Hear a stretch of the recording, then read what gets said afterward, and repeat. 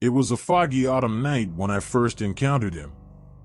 As I was driving home from my late shift at the hospital, I came across a rather unusual person. As I turned onto the street into my neighborhood, I saw a tall man dressed in a dark-colored hoodie, walking on the right side of the street. Given the area I lived in, he seemed out of place. As I passed him, I attempted to get a better look at his face, but with his hood being up, and it being dark out, I was unable to.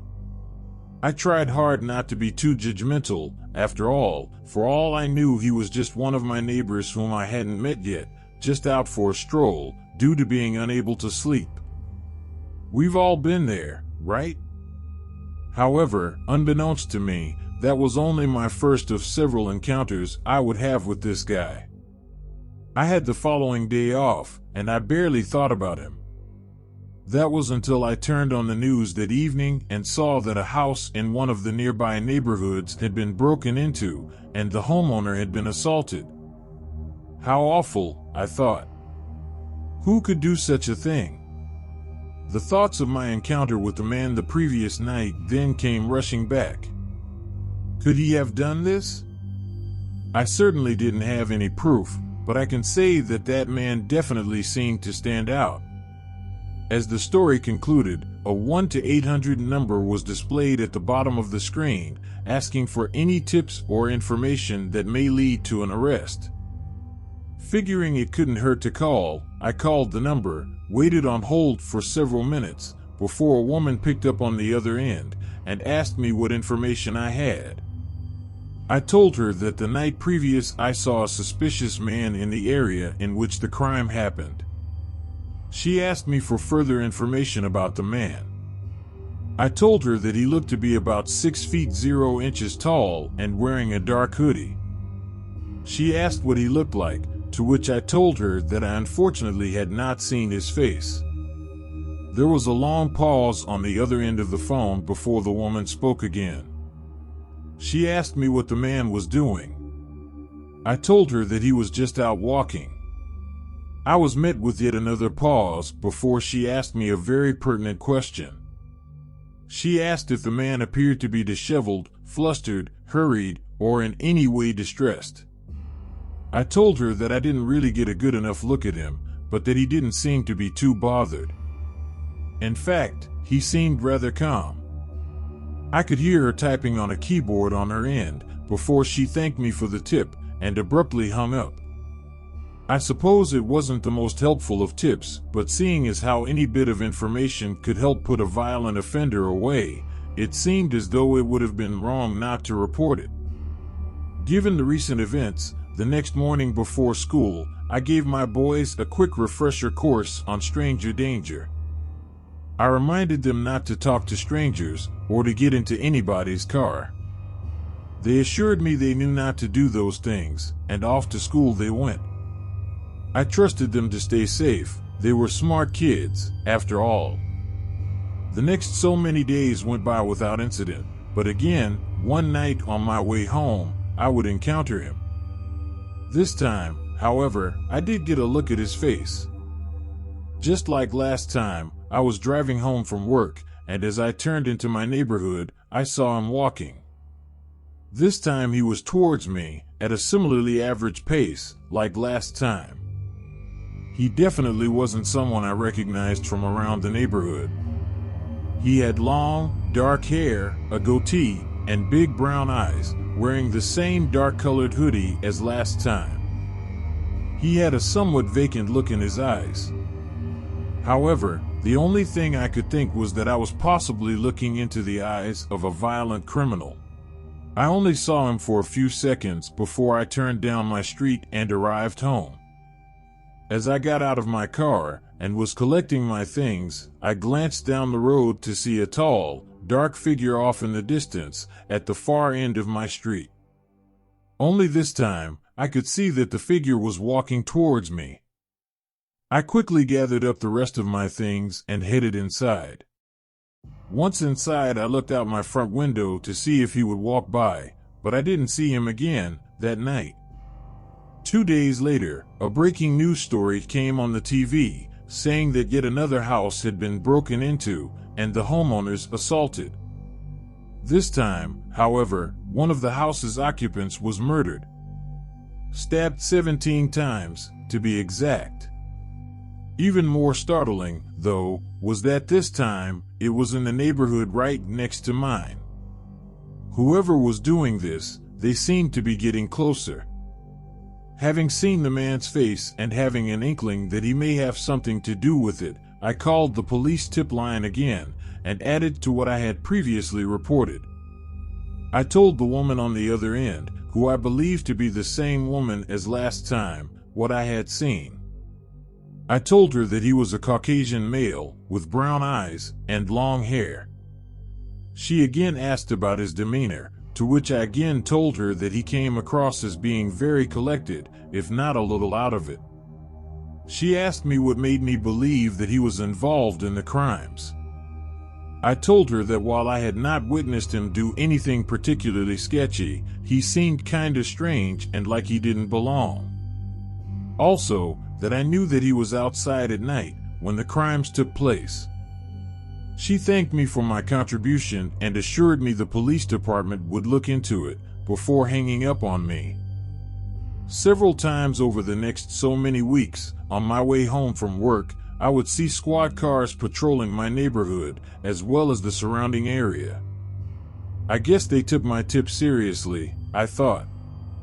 During that time, I also didn't have any strange encounters with the night walker, as I had begun to call him. I guess the cops scared him inside. I felt quite a bit safer with the police around, and having not seen the man in a while.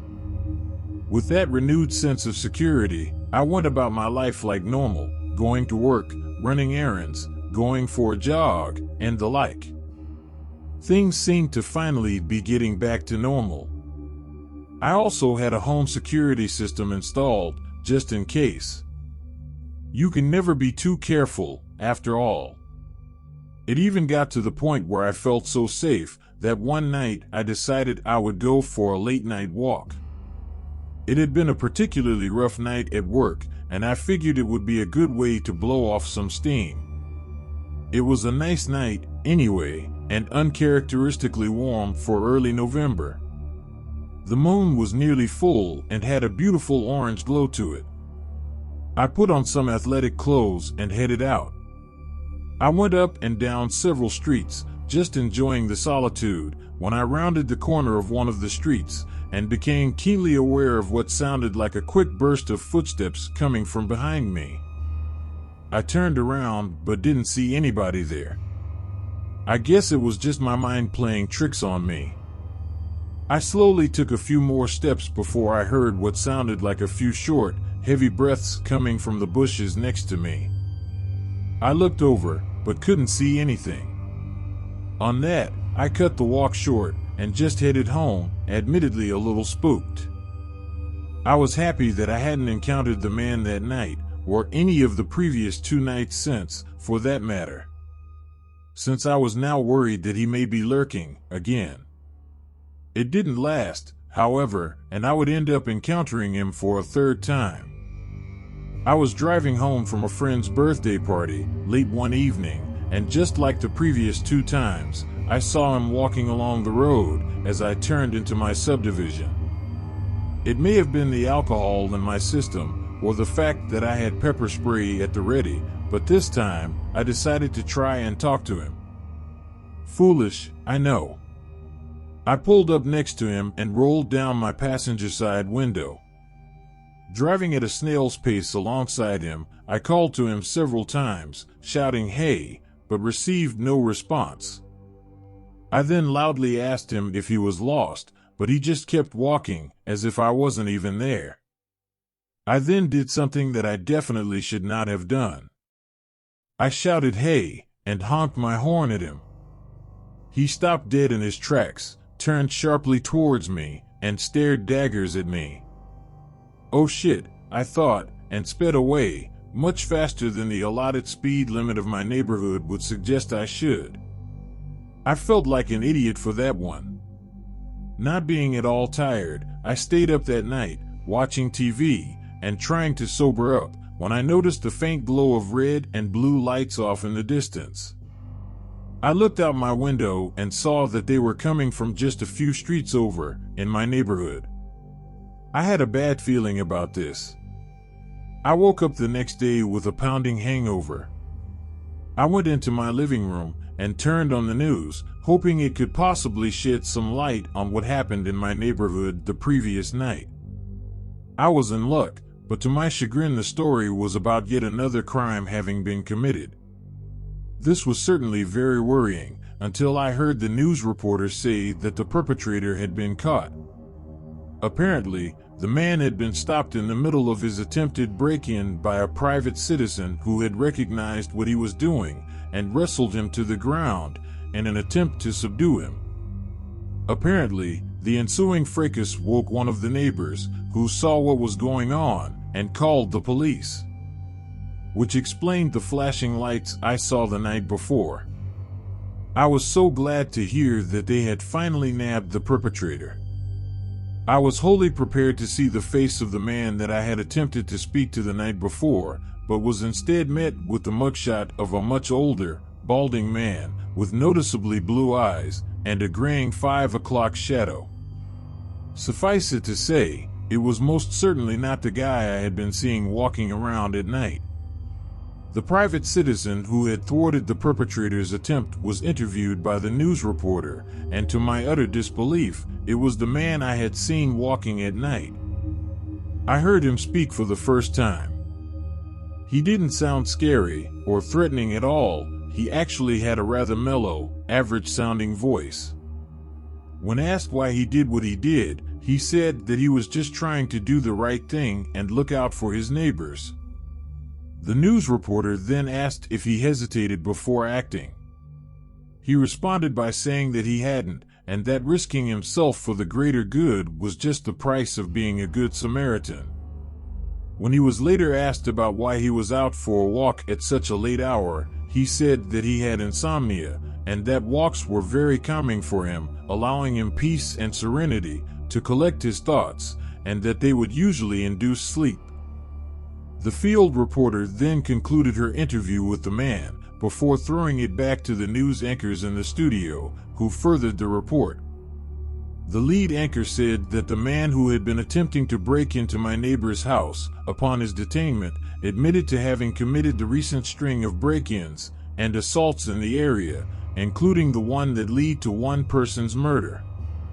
When asked about how he chose his targets, he said that he preyed upon people who appeared to be the most vulnerable, and that had he not been caught, his next target was going to be a lady that he saw out walking late at night, a few nights previous, whom he had followed and watched from behind some bushes. It was me. I was supposed to be next. If not for the man I kept seeing walking around at night, my boys would be left without a mother. After hearing that, I turned the TV off and headed for bed, but not before going into my boys' room, where they were fast asleep, and kissing them both one more time goodnight. So, there it was. The guy I had been afraid of, who I had initially thought to be a violent criminal, turned out to be the hero, and in the end, he saved my life. I guess you really can't judge a book by its cover.